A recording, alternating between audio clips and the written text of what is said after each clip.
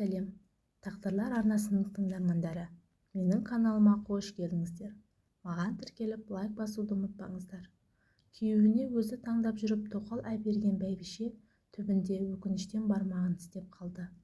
41 жастағы Ләйла есімді шымкенттік әйел өзінің қалайша алданып жалғыз қалғанын айтып берді. Өкінішін оқырмандармен бөліскісі келген ол өмірде мұндай да жандар бар екенін айтып, отбасын сақтау үшін ақылсыз қадамға бармауға шақырады. Мен осы жасымда әлемдегі жалғыз қаламын деп ойламаппын. Бұдан кейінгі өмірім енді оңады деп те ойламаймын. Бүкіл әлем күйрегендей болды мен үшін, деп жылаған ол өзінің басына өткен оқиғасын әріден бастады. Өзімнің бедеу екенімді, ешқашан бала сүйе алмайтынымды тұрмысқа шыққан соң 3 жылдан кейін білдім. Бас қосқанымызға 3-ші жылға айналғанда жүкті бола алмауымның себебін тексерілген дәрігерлеріміз анықтап берді. Қай жерге барсақ та дәрігер кінәні менен тапты.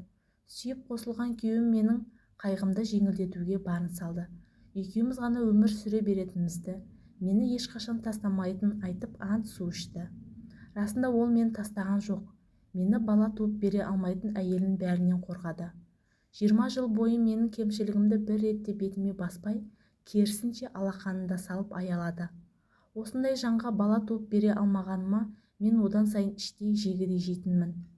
Соңғы 3 жыл бойы бәріне ойладым. Суррогат ананы қаламады. Асырап алуға да қарсы болды. Мен сенен бала сұраған жоқпын. Болды жетер деп ол тақырыпты жауып тастай беретін. Бірақ бала көрсе, кішкентай сәбиді қолына алса, көзінен арманның ұшқыны мен артынша көңілсіздікті сезетінмін.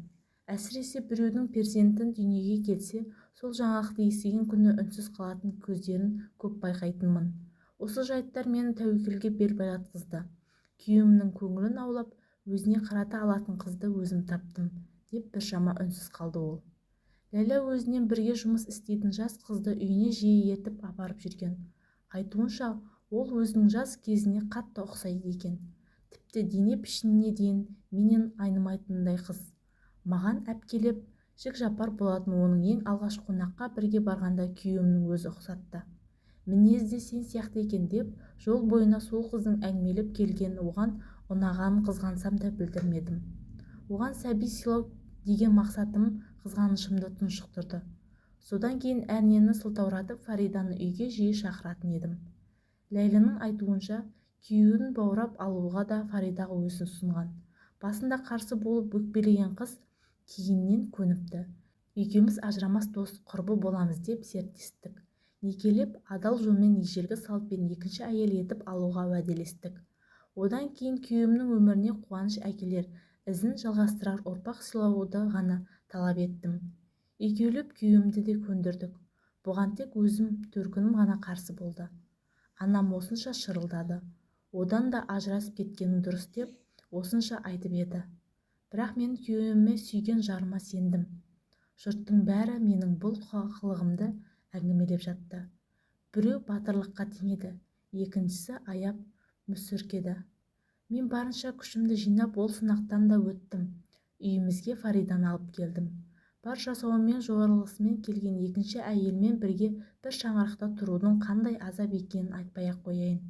Арғы бөлмеде олардың бірге жатқаны мен үшін тозақ болса да, қолыма ертеңгі күні сүйген жарымның перзентін ұстайтынымды ойлап, немересін күткен енедей сезінетінмін өзімді. Сенген Фаридам жүкті болғаннан-ақ өзгере бастады. Күйеуімнің көзінше сыр білдірмесе де, жеке қалғанда менің ақылымды тыңдап, бөлмесіне кіргенімді жақтырмай жүргенін байқадым. Жүктіліктен болар деп өзімді сендірсем де, содан кейін бәрі бұрынғыдай болмайтынын сезіп едім. Күйеуім де екеумізге бірдей қарады. Тәптіштемей-ақ қояйын. Жеке бөлмедегі шаруаны айтпағанда ортамызда өзі бақытты сезінетін. Шаңырағымызға ол келгеннен оның нағаш әжесі үйден шықпайтын боп алды.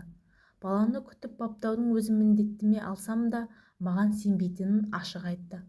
Бала тумаған қарап жарытушы ме еді? Кім біледі ойында не барын?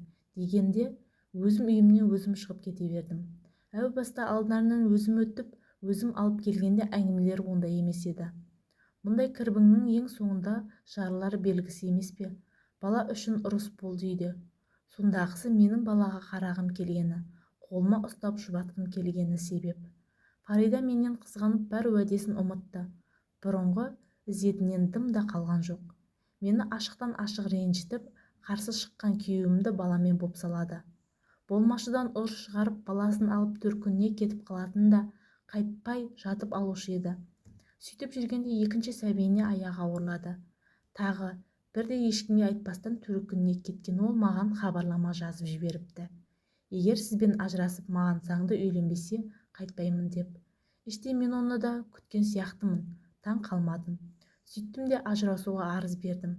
Күйеуім де аса қатты жалына қойған жоқ.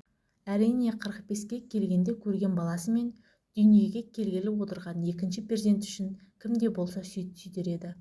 Күйеуім үшін оның қалағанын жасадым. 2 бөлмелі пәтердің құжатын қолыма ұстатқан ол кешірімде сұрамастан кете барды. Ал мен досқа күлкі, дұшпанға таба болып қала бердім. Әсіресе анамның алдында жерге кірердей болғанмын. Қазір басқа қалаға көшіп кеткенмін. Бірақ жүрегім күйеуім тұрған қалада қалды. Мен оны түсінемін. Тек содан бері жағдайымды бір сұрамағанына ренжимін.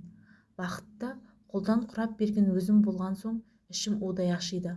Ал Фариданың сөзіне тұрмағаны сол жаныма қатты батады. Ойласам жанымды қоярға жер таппаймын. Қазір олардың 3 ұлы бар. Аман болсын барлығы. Олар бақытты, оларда бәрі бар. Ал менде ше түк те жоқ. Өмірімді өз қолыммен талқанданын ба білмеймін. Өзімді тек алданып қалғандай сезінемін.